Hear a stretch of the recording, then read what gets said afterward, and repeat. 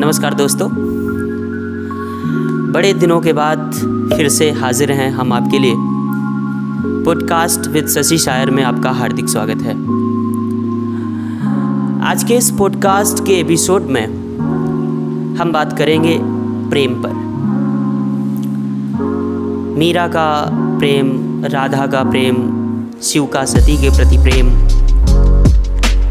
राम का सीता के प्रति प्रेम और इसके साथ ही साथ आज के युवा का प्रेम, और ना जाने कितने प्रकार के प्रेम हैं जिनकी व्याख्या लोग करते रहते हैं, जिनको लोग परिभाषित करते रहते हैं। आज का यह पॉडकास्ट विचारों पर आधारित है, इसे अन्यथा न लें। इस पॉडकास्ट में आज हमारे साथ हैं जिनका जैसा नाम है वैसा काम भी है इनका। हमारे साथ हैं आज मिस्टर प्रवीण कुमार, जो सच में बोलने में बहुत ही प्रवीण है। आइए इनके विचारों को जानते हैं प्रेम पर। तो बहुत बहुत स्वागत है प्रवीण।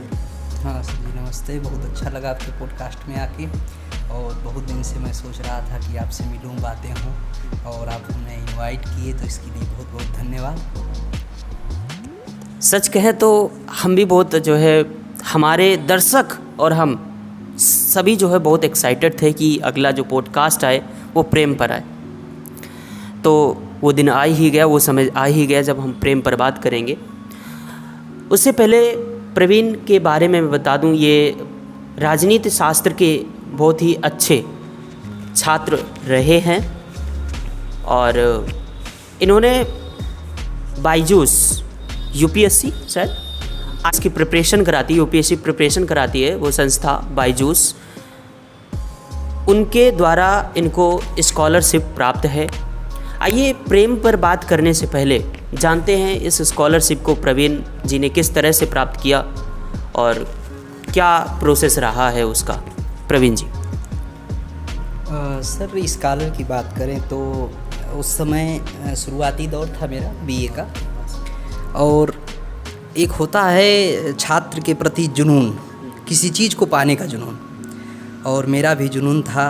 पढ़ाई अच्छे से किया करता था और बायजूस का 100% का स्कॉलर आया, तो हमने उसको अप्लाई किया, उसको भरा और अध्ययन अच्छा से हुआ, और हमने उसका 100% स्कॉलर में एग्ज़ाम दिया। और एग्ज़ाम देने के बाद कुछ सर लोग हमारे यहाँ आए थे, प्रत्यक्ष रूप से उन्होंने मौखिक परीक्षाएं भी ली, और लेने के बाद फिर वो लोग बोले कि पहले जब वो लोग आए तो हमें ये नहीं लगा कि हमने इसको 100% स्कॉलर प्राप्त कर लिया है। अच्छा। और वो लोग क्या किए कि बोल के चले गए। हाँ।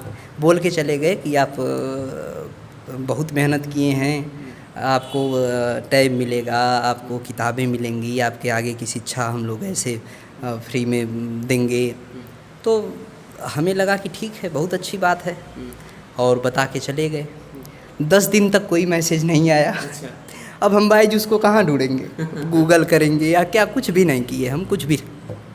अचानक एक दिन बस ऐसे बैठे थे और फ़ोन आया कि सर आपका पार्सल आया है। अच्छा। तो हम बोले कि हम तो कोई पार्सल किए नहीं है, पार्सल कैसे आ गया। तो बोले कि अरे आइए, आपका किताबें आई हैं, टैब आया है। तो हम बोले कि ये बताओ कि पैसा कितना है, कितने का पार्सल है ये।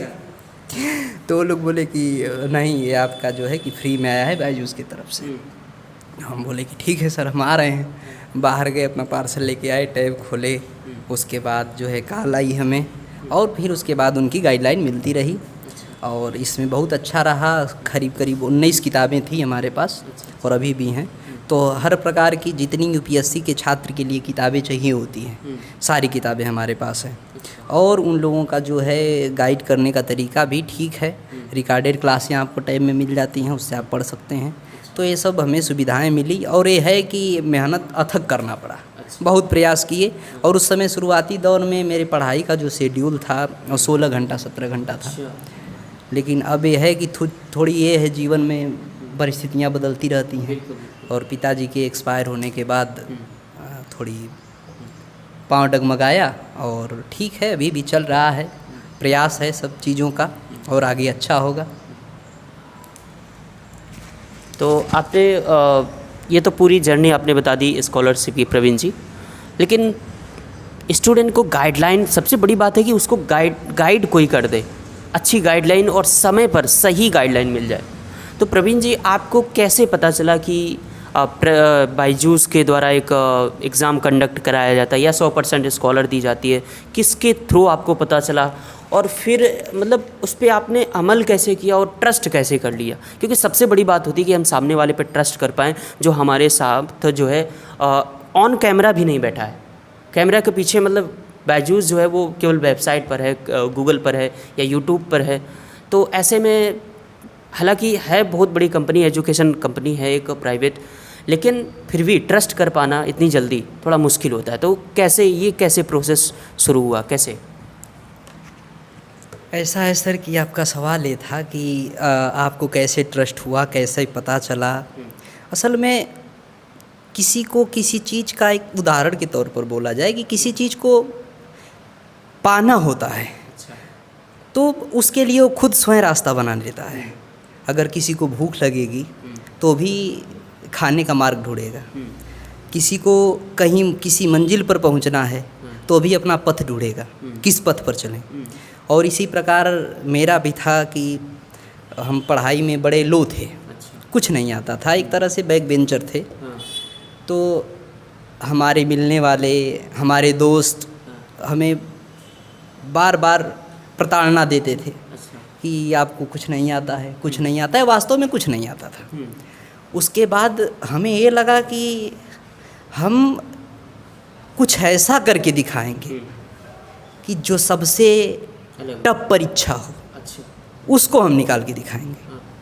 और हमारे अंदर वो जुनून था। और फिर उसके बाद हमारे प्राचार्य जी डॉक्टर पुष्पेंद्र कुमार सिंह का बड़ी अनुकंपा थी, उन्होंने रास्ता दिखाया। और रास्ता दिखाया तो एक अलग ही जुनून आया कि हमें IAS ही बनना है, उसी की तैयारी करना है। और फिर उसमें जुट गए। और किसी चीज़ को जब पाना होता है तो उसके बारे में आप सर्च ऑटोमेटिक करने लगेंगे, खोज करने लगेंगे। और खोज करते करते फिर हमें बायजूस का प्लेटफॉर्म मिला।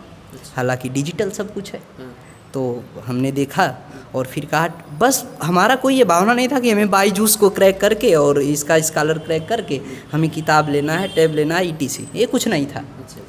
फिर हमने बस ऐसे रात में उसको अप्लाई कर दिया, 100% स्कॉलर देखा, अप्लाई कर दिया, कोई बात नहीं। दूसरे दिन कॉल आई, उसके बाद हुआ कि आपका ऑनलाइन परीक्षा होगा। और हमने परीक्षा भी दिया। उसके बाद सर आए हमारे पास, 2-3 लोग आए थे। और उसके बाद उन लोगों ने मौखिक परीक्षाएं भी ली और वो लोग फिर बोल के गए। तो मेरे कहने का मतलब ये है कि किसी चीज़ को पाना होगा तो उसका रास्ता आप स्वयं बना लेंगे। बस अपना लक्ष्य निर्धारित करिए। आपका लक्ष्य निर्धारित है तो किसी भी चीज़ को पाने में थोड़ा भी कठिनाई नहीं होगा। और असल में बात करें हैं गाइडलाइन की कि गाइडलाइन क्या होनी चाहिए, तो कोई भी एक गुरु होता है, वो गुरु आपका हाथ पकड़ के उस मंजिल तक नहीं लेके जाएगा। कोई भी गुरु आपका हाथ नहीं पकड़ के लेके जाएगा। मंजिल भी आपको दिखेगी, गुरु बताएगा कि देखो बच्चे आगे मंजिल दिख रही है। और रास्ता वो भी नहीं बताएगा ना, बस ये बताएगा कि आपको आगे जाके मुड़ जाना है, आपको वहाँ से मुड़ जाना है, आपको वहाँ से मुड़ जाना है। ये बस आपका गाइडलाइन गुरु करेगा कि आपको मुड़ना है। अब आप पर निर्भर कर रहा है कि आप मुड़ रहे हैं कि नहीं मुड़ रहे हैं। और मुड़ के अगर चल दिए ना तो स्वतः ही आप एक दिन सक्सेस हो जाएंगे। मंजिल भी आपको दिखेगी, रास्ता भी दिखेगा, बस ये है कि मुड़ना है आपको। आप गलत रास्ते पर ना मुड़िए, गुरु के बताए हुए रास्ते पर मुड़िए। मोड़ बहुत सारे मिलेंगे। और मैं अपने शब्दों में मैं भी पढ़ाता भी हूँ। तो मैं कहता हूँ कि मोहन का मतलब है कि कोई एक व्यक्ति जो आपको नकारात्मक दिशा में लेके जाने वाला हो। वो कोई भी हो सकता है। तो मैं यही बताता हूँ अपने स्टूडेंट्स को कि मोहन आपको मिलेगा। क्योंकि मोहन हमें भी मिला था, और मोहन आपको भी मिलेगा। तो उस मोहन से बच के रहना। और अगर ना बच पाओ तो फिर प्रयास करना कि निकल जाए। हालांकि जीवन है, रास्ताएं हैं और रास्ते में बहुत लोग मिलते हैं और फिर ऐसे ऐसे लोग मिलेंगे तो उनको बचने के लिए थोड़ी अपने सतर्क रहें और सतर्कता बरतते बरतते बरतते बरतते भी लोग मोहन से उलझ जाते हैं। तो मोहन से न उलझिए और स्वतः अपने मंजिल को देखते हुए उस पर कार्य करिए। बहुत ही सुंदर शब्दों ने आपने समझा दिया। आपने बहुत अच्छी बात कही है कि एक शिक्षक ही, गुरु ही आपको उस मंजिल को दिखाता है कि वहाँ पर आपकी मंजिल है। आपको वो रास्ता तय करना होता है और रास्ता जब तय कर रहे होते हैं उस समय पर आपको बहुत सारे एक्सपीरियंस मिल रहे होते हैं और विभिन्न प्रकार के एक्सपीरियंस से गुजरते हुए हम जीवन को जीने का तरीका सीखते हैं। हालांकि आज का जो टॉपिक है वो है हमारा प्रेम का, तो हम उसी पर आना चाहेंगे। हालांकि जो अभी हम लोगों ने बात करी बायजूस की, किसी प्रकार का कोई प्रमोशन नहीं है क्योंकि इन्होंने केवल बायजूस की स्कॉलरशिप गेन करी है, तो हमने उस टॉपिक पर बात की है। अब अभी फ़िलहाल जो बायजूस का जो प्रोग्रेस चल रहा है वो शायद डाउन चल रहा है। आप जाकर के गूगल में चेक कर लीजिएगा ये बात कि बायजूस अभी स्कॉलरशिप प्रोवाइड करा रहा है या नहीं। अगर करा रहा है तो आप करना चाहते हैं तो आप कर सकते हैं, ये आपकी चॉइस है। तो प्रवीण जी, हम आते हैं आज के टॉपिक पर, प्रेम। तो सबसे पहले तो प्रेम क्या है, बड़े सरल शब्दों में आप हमारे ऑडियंस को समझा दीजिए कि प्रेम क्या है आखिरकार। देखिए सर, प्रेम की एक जो टॉपिक है उसको सरल शब्दों में समझाना बड़ी मुश्किल है। अच्छा।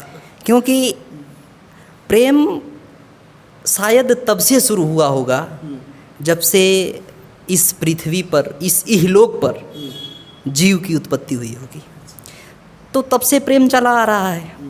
और अगर कोई प्रेम को एक परिभाषा में समझा दे तो यही एक परिभाषा, उसके लिए एक शब्द यूज करेंगे कि विनाश।